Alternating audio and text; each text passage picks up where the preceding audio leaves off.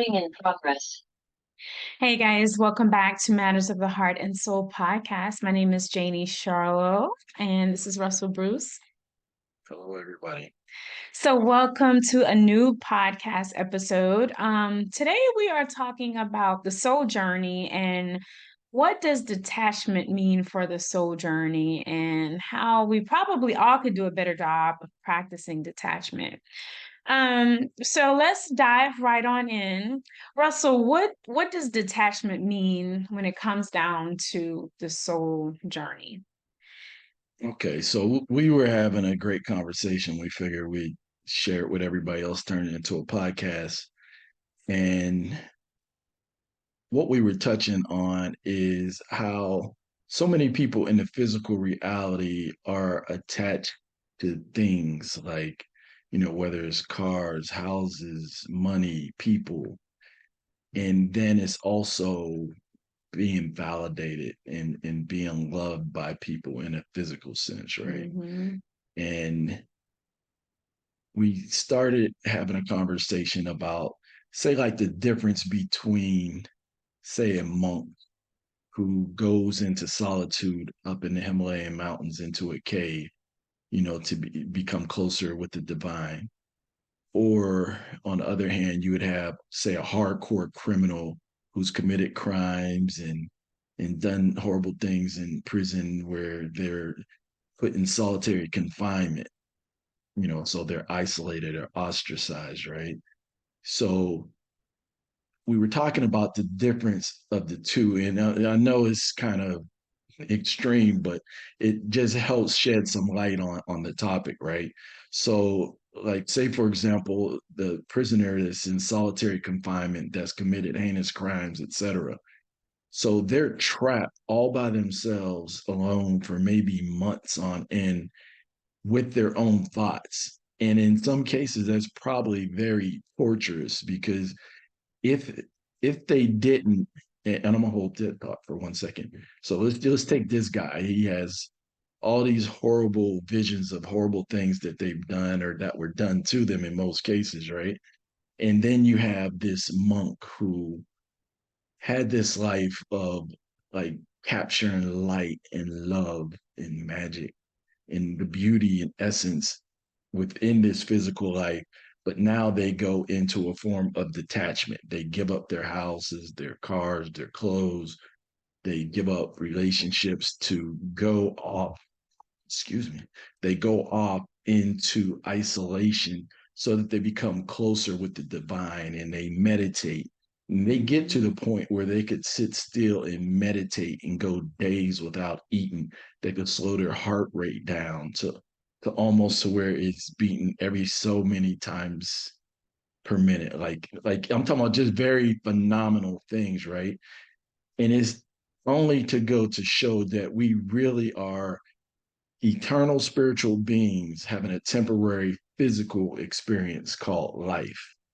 And I'm going to come back to that topic. Mm-hmm. So tell me How what your well, thoughts. how I see that, just from what you were saying, is that you could take the path of darkness, like you said, where somebody that's in prison on a solitary confinement, not seeing any light, but only have their mind and their consciousness, right? And you could go the path of the light, which is, like you said, a yogi who's up in the mountains, who has put themselves in somewhat of a solitary confinement, and both are only left with themselves, their minds, and their thoughts. Now, one may come into the divine through the darkness, and one may come into the divine through the light. But at the end of the day, I think they're both seeking the same thing. You get what I'm saying? Yeah, I think ultimately everybody is seeking the same thing. Like I've asked a question before, the person that wants millions of dollars or the person that wants a certain type of car or a certain type of relationship, they're seeking love, joy, peace.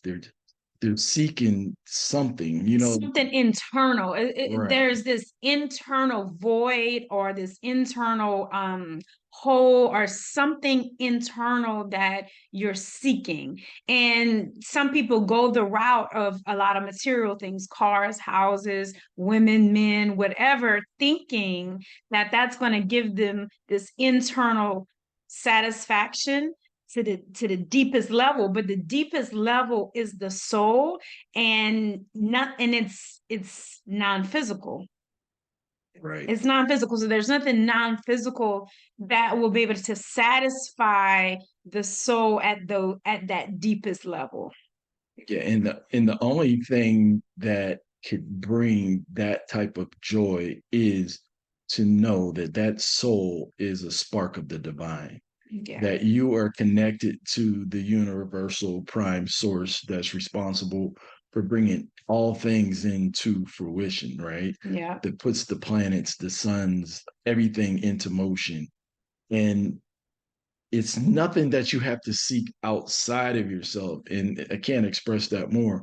These are things that come through being able to absorb light, or say knowledge, wisdom, understanding of reality, that you are not your body. You are a soul that has a body. Like Yeah. the soul is the transporter. Think about you jump in your car and you drive down the street.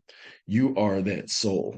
The car is just the vehicle, because you can get out and jump into another car. And that's what the soul is. But the soul is a spark of the divine from something bigger than itself. So that's why, and I'm going to keep going back to the monk or the yogi who's up there in solitude, meditating and becoming one with the divine and nature. Like, they're not encapsulated into the physical frame. They could actually meditate to the point where they leave their body and they become one with nature, the trees, the animals, the water, the Mm. wind, because it's like we see, like from here, wherever you're at, just look, you can see the wall or a car or a tree at a distance or whatever. And we think that it's just empty space in between you and there, but it's not. We live in this plasma reality, so to speak, right? We have Wi-Fi signals that are going through the air. You have the wind, you could feel it, but you can't see it. You have television signals. You are no different. Your body, your mind is in constant communication and sending signals out into the universe to the divine, and it's like we work no different. All right. I'm gonna let you speak and I'm gonna come back on that point. No, I was just gonna go ahead and ask, what is the whole soul journey about? And I've probably said this before, the soul journey is about evolving your soul into pure light. Because when you break it all down, uh the spark of the divine, that's energy, that's light, and at the basic level is pure absolute light. And that's why when we're when the soul is in these dense heavy bodies, we have to eat food that at the end of the day is all about the food that you are breaking down into light so that your body could use as energy, right? That's why certain foods that have no vibration to it, no energy, no light, it does absolutely nothing for your body. Matter of fact, it causes more dis-ease and disharmony in your body, and it actually weighs you down even further. So I want to talk about the soul journey, right? And evolving into that pure light. Yeah. So once again, we are eternal spiritual beings having a physical experience called life.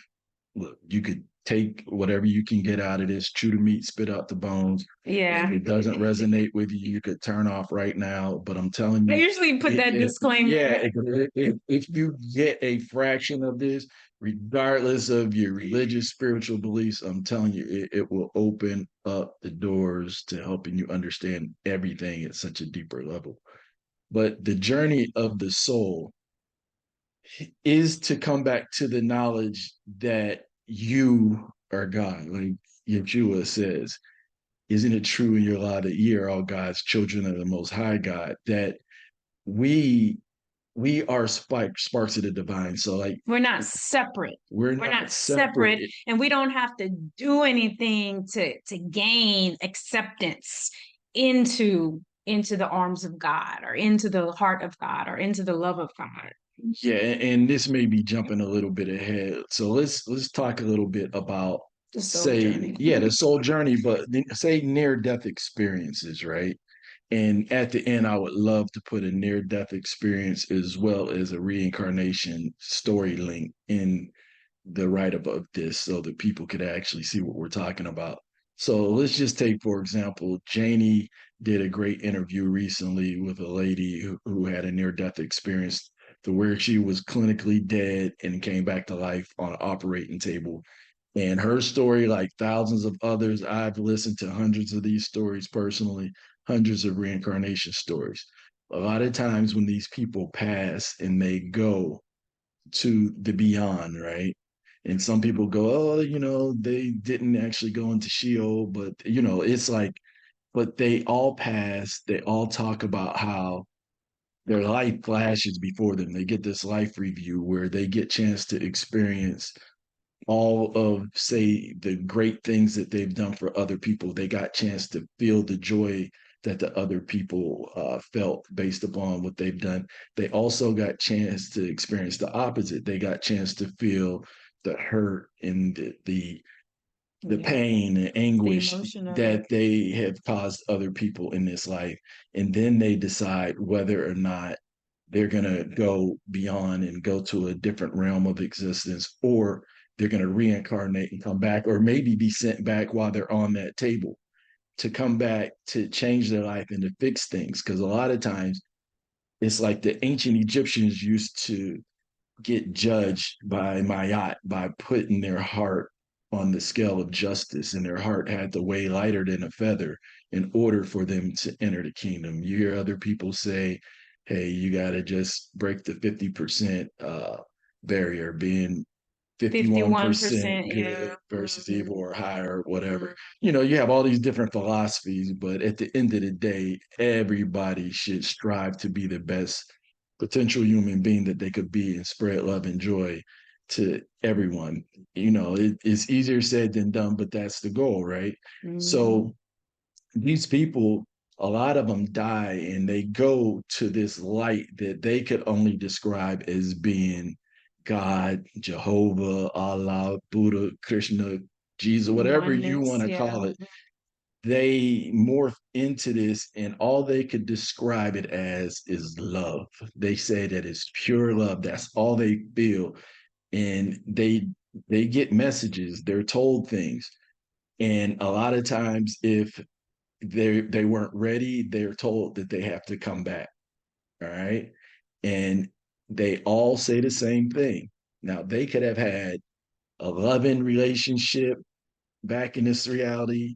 They could have had children that they loved, the job, the friends, they could have had it all, the beautiful house, cars, clothes, everything, you name it. And they did not want to come back to this reality and trap that soul back into this dense physical existence.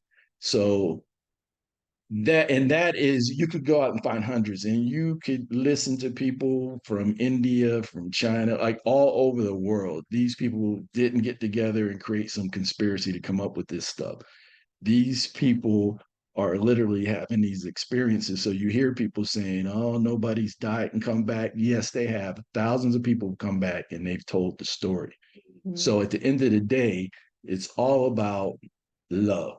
So it's about us trying to live out, because there's only two real emotions in the whole entire universe. It's love and fear. And everything that we do are coming out of those two things. Everything else is just a derivative of love or fear. Everything that you do, you can sit back and say, did I do that out of love or did I do it out of fear? Mhm. So, how do we end up getting off track? How do we get here as a soul? We come down all the way down into this dense heaviness and we lose our way. Well, we could look at, if you want to take it, say, from biblical texts, or from the Quran, or from, the Emerald Tablets, from any of these ancient books. They always talk about, say, the fallen angels or the fallen ones. So you have this situation where, like I said, we are eternal spiritual beings. So you have these etheric beings who are without bodies, Right. Yeah. who were fallen. They were kicked out of heaven and they came here to earth, and they got trapped in this dense reality. Some of them went into animals, some of them went into human beings, and then they started tampering and experimenting with things. And then you had the watchers, who, Hmm. were to watch over God's original creation. And these are stories. You don't have to take this as truth, but there is some truth in these stories, right? There's more truth in some of these mythological stories than there are in these real stories. And I think even the stories are the myths that we hear.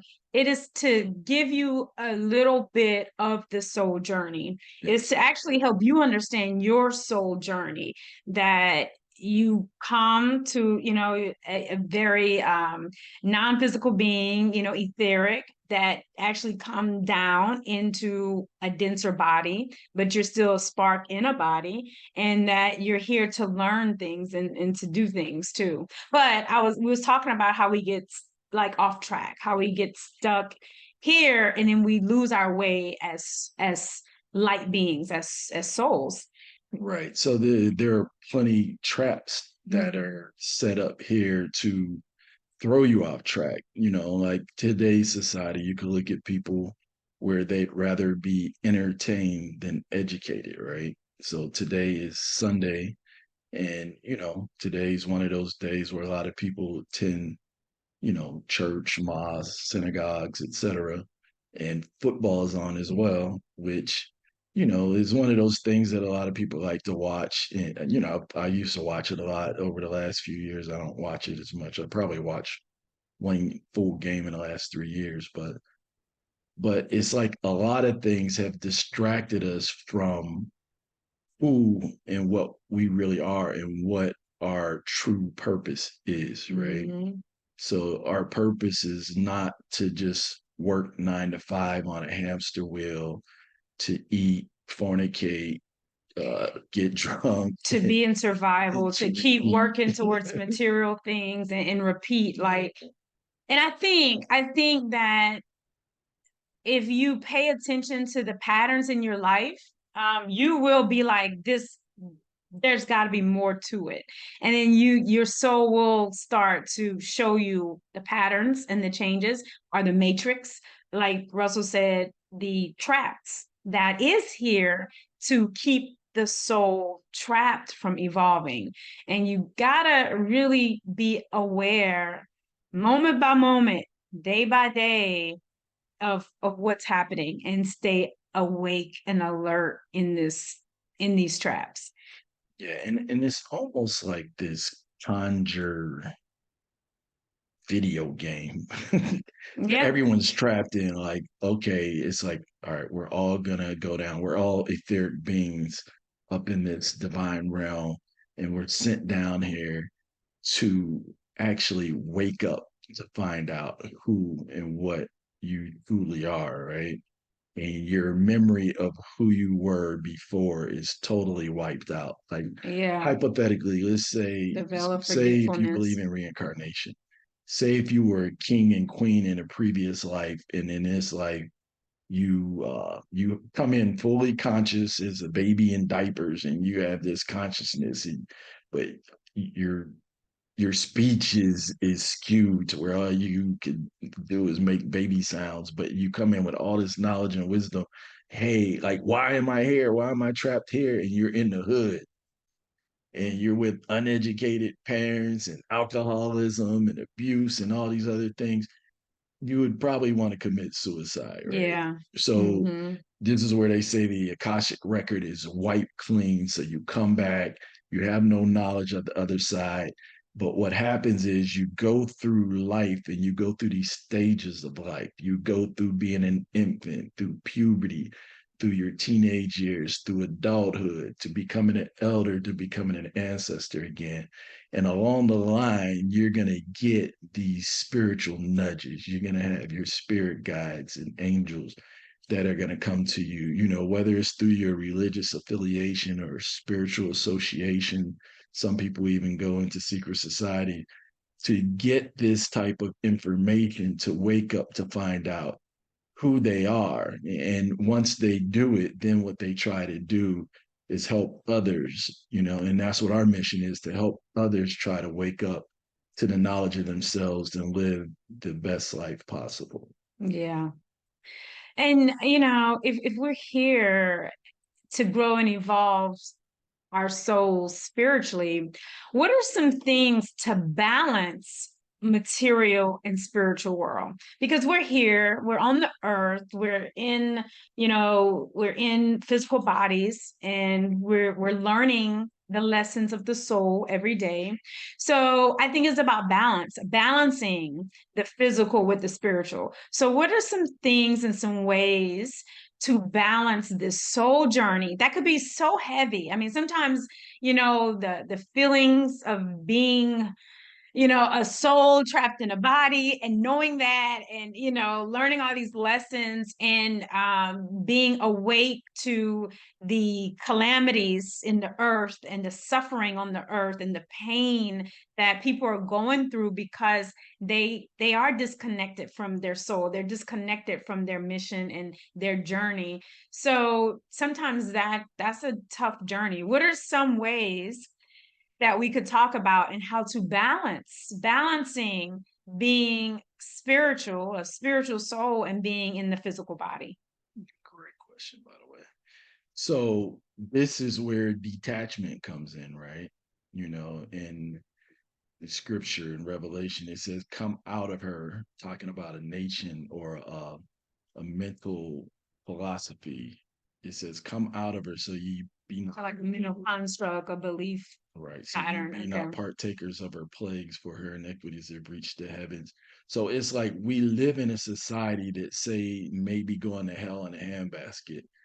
And what we have to do is figure out, hey, we see that it's going wrong, but we don't have to follow the herd, so to speak, right? That's why people are referred to as sheeple or sheep, Mm-hmm. because a sheep is one of those animals that's hard to lead in the right direction and easy to lead in the wrong direction, right? Yeah. So it's like in this physical reality, even though we live in a physical body, so to speak, we are spiritual beings. So we have to find a way to balance both worlds, right?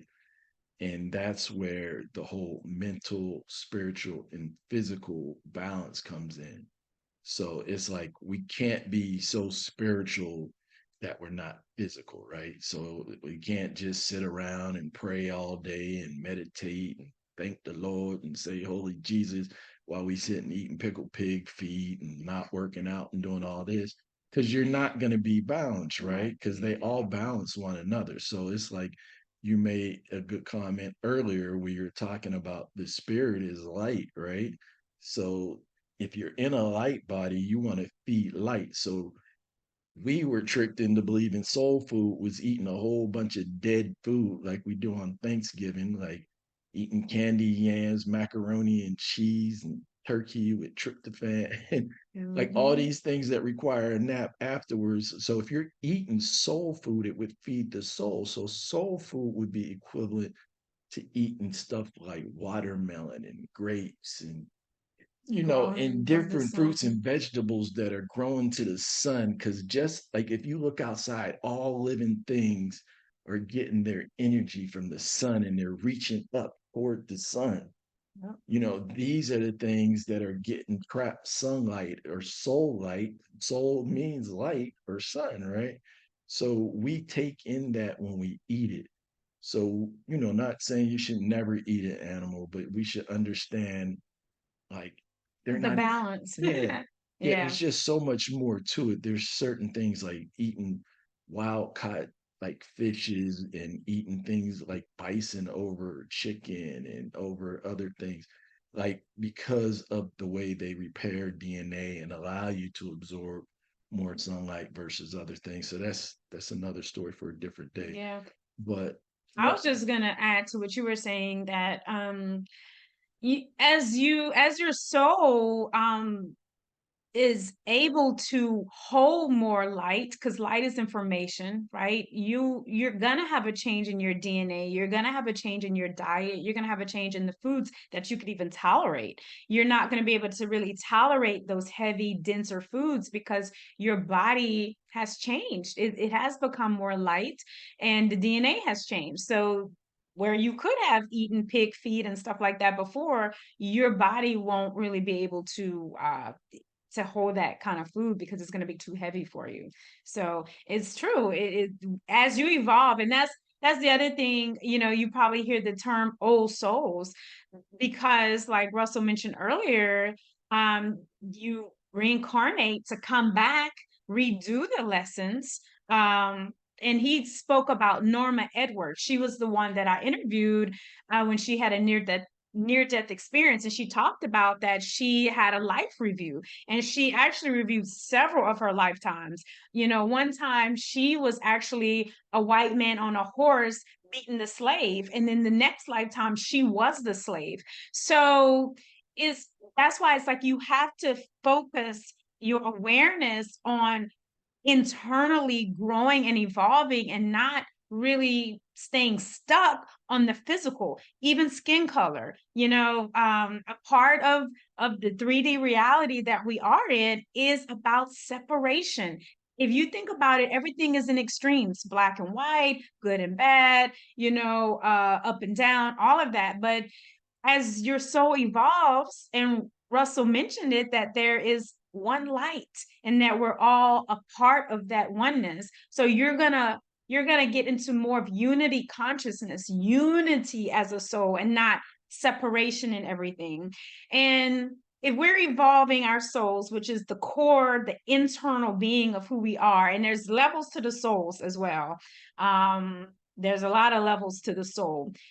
But if you're focusing on growing that part, then you're going to focus on who you are internally and what traits and moral, ethical things that you're exhibiting, not the physical. So it's not going to be all the material things that you have, but it's actually going to be who are you as a soul? Compassion, empathy, love, forgiveness, you know, acceptance, all of those things. Those are soul lessons. So it's so important for us to keep that in mind and be authentic in who you are, because your soul, you're here for a soul journey that could be very different from somebody else's soul journey. And you're looking on to their life thinking, oh, you want that, but that's not what your soul is here to do. right. And to continue on to your question earlier, but first I got to remember there's a quote tied into what you were just saying. It's like if we were able to see the soul instead of, say, the physical Mm, hmm. extremities of a person, how would we define beauty at that point? That's You know, powerful. and just going back to the question you asked, like some of the things that we could do to kind of balance out this Mhm. physical and spiritual reality is also working out, you know, getting Yeah. out, walking outside in nature and breathing in oxygen from the trees, etc. It's like that breath, it's like without breath, we have no life in this physical reality, right? So you're going to be able to take in more oxygen and, you know, even meditating and deep breathing, you know, like a lot of times when you're stressed out, like, you know, it's like what happens when even people watch scary movies, they're like tense and they're like, you know, or you're Mhm. cold, you know, you're like, you're not getting a lot Mhm. of oxygen into the lungs, so therefore your bloodstream's not getting clean and you end up with colds and things like that. Whereas a lot of times just simple healing can be taking time throughout your day to focus on your breathing, to breathe deeply. Like when you're stressed, a deep breath feels so good. Like if you do it right now, just like it feels amazing. So it's like a lot of times when you're stressed and you're in situations where you need to think, take in more oxygen, allows your brain to function at a higher level. Things like fasting, like stay away from food or do intermittent fasting, like those things allow your body to cleanse. And the Hmm. more your body cleanse, you're able to think clear, you can see clear. Like there's so many different things, like reading things of positive affirmation, read scripture if that does it for you. Like it's like we have to figure out ways in this physical existence to live at our highest height. And Heaven that on earth. right, and that'll help you bring heaven to earth when you could bring the two together and you could kind of simultaneously balance it. Yeah. And that heaven on earth, that brings me to something else, right? You have like in order to bring heaven on earth, you have to know what that is, right? So we talked about knowledge, wisdom, and understanding. We in right knowledge, right? And being able to apply that right knowledge in your life, which is wisdom, because wisdom, and there's one wisdom here, right? Like I always say, there's one light, there's one wisdom, there's one mind. And I always say darkness is just without light, and that darkness eventually have to come back to light. But going back to bringing heaven on earth, it's important to gain right knowledge on what that is. And this is just my personal opinion, I feel like we have been another way that the traps have kept us is without knowledge of self, without knowledge of who we are as a soul. And I think, the world is often divided and separated, like you mentioned earlier, on Sundays because people are going to church and doing different things. But I see so many people that are struggling, that are going to church and struggling so much as a soul of just knowing the love that's already within them and finding that. So I always say right knowledge. Make sure wherever you're seeking, wherever you're growing as a soul, that you're growing, that you are getting fed, that you're not just in fear, that you're actually in love and abundance and all the goodness that is ours to have, that is our birthright as souls, that we have forgotten, when we come down in this dense dimension. So just make sure wherever you're getting fed that you are actually growing and evolving as a soul, because anything that's not growing is dead. And that's so important because I just feel that so many of us who are here on a mission to awaken humanity, we see people who are just not getting fed the right knowledge. Yeah, they're a lot of times they're trapped in religious dogma, like in trapped in things that they've never questioned, or in some cases they feel that they can't question. But I would say this: just know that any great leader or teacher is not creating followers; they're creating other leaders. Facts. Because if they're not teaching you how to be independent of them, then it's a con game for them. That's facts. And great leaders will always bring you back to yourself so that you could get it for yourself. And that's the truth. So it's just, just make sure that, on this soul journey that you're not getting stuck. You're not getting off path. And it happens. We all get off path. It's gonna happen.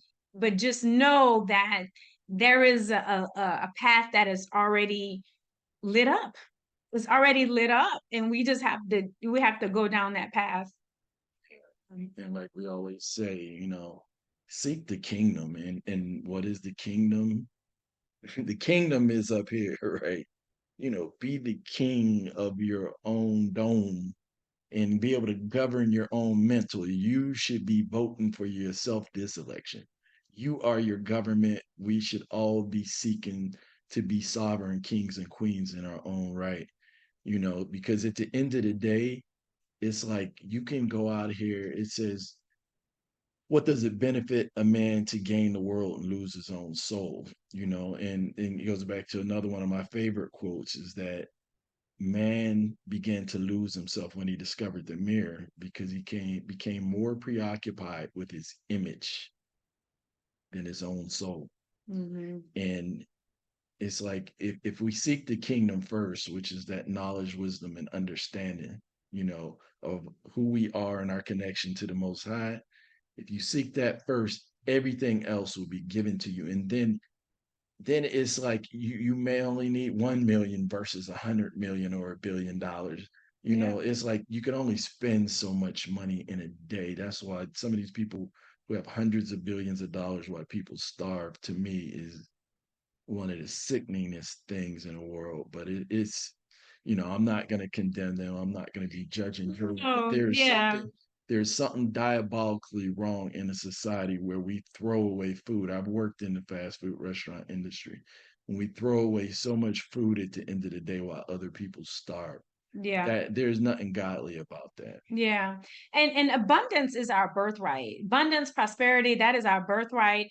I believe that you have to seek, like Russell said, the kingdom and its righteousness first, and everything will be added onto you.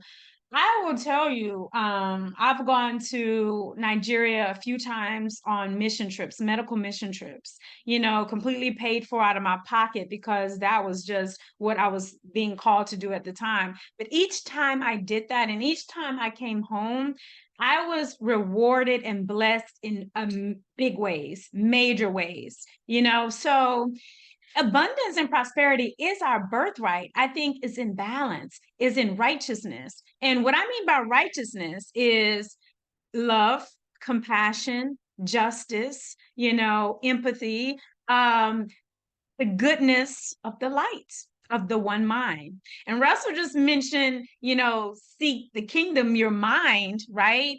Because there's also one consciousness, one mind. And as you grow on the soul journey, you will understand that all is mine. All is mine. All is consciousness. And that you're evolving your consciousness pretty much. That's it. All is mind and the universe is mental. Exactly. And that's actually a universal law, the law of mind. Facts. So, all right, guys, that is all we have. Did you have anything else?